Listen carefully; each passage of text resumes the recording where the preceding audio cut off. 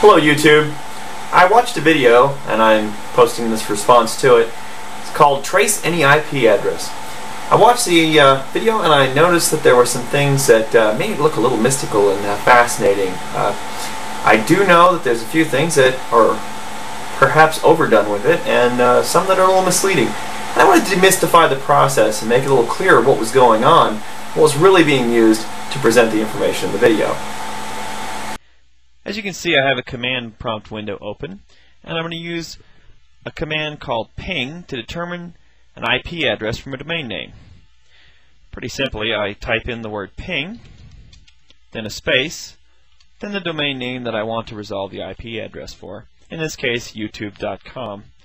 Now I'm going to press enter, and the first thing you'll see it does is give me the IP address of the domain name youtube.com. Gives me a speed of responses and everything, but the most important thing is I've obtained that IP address. So now that we've done the ping process, you can see how you obtain the IP address for any domain, one step very easily. Not a big deal, not very hard to do. And actually, if you're really looking for the location of that domain, not really necessary. That comes into our next step. We start using the whois functions for determining both where an IP comes from and where a domain name is really assigned to. Now, as you can see here, I've brought up the internet website with the whois search, so we can use it to determine who actually registers a given domain name. As you can see here, I've entered youtube.com. You hit enter or click submit, and you're going to get the information, which, as you can see here, shows who actually registers the domain name youtube.com. You see here it's Network Solutions.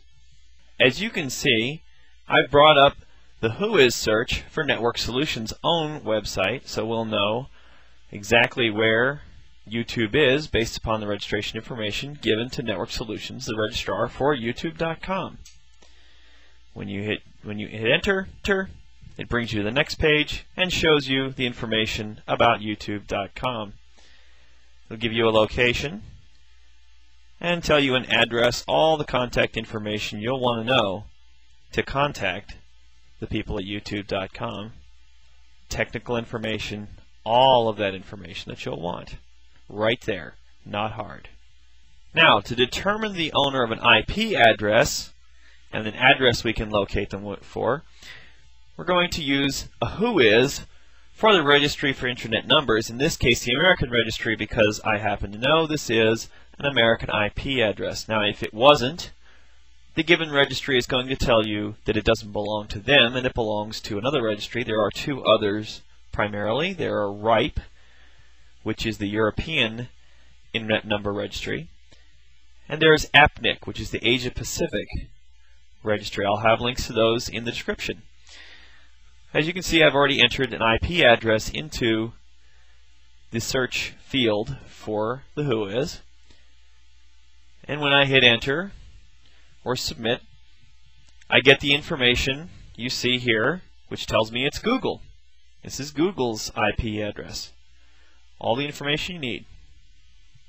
So there you can see where we actually get the information about where an IP address is assigned to as far as its domain or its ISP, and where you find out the information about where a domain name is actually hosted, who owns it, all of the important information about it. Now, the final piece that's very interesting here that was attempted in this website is the idea that they're going to parse the information they get from a whois and determine the actual physical location of an IP address or domain name. You can determine the physical address of the offices where the domain name is held. That will be listed in there. And if you can determine who the host is, you can certainly determine where the physical address, with a little minor research, the address of the actual hosting service is. That's not too hard either. The really laughable part is determining the location of an IP address. An IP address is most often used on situations where you don't have a known domain, like an end user for an internet service provider. That's you and me. That's sort of the thing that's presented here, is the idea that we're going to find somebody by their IP address, except that all you're going to find, at best, is going to be the location of the server that the person is getting their IP from, which can be states and hundreds of miles away.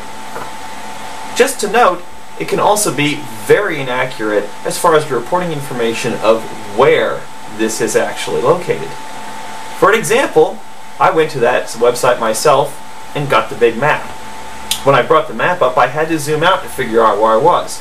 In the next two screenshots, you can see exactly where that website placed me. And I'll tell you right now, I live in the Northwest United States. That certainly isn't the Northwest United States. Have a good day, YouTube. Where the heck am I? What? Africa? I ain't in Africa.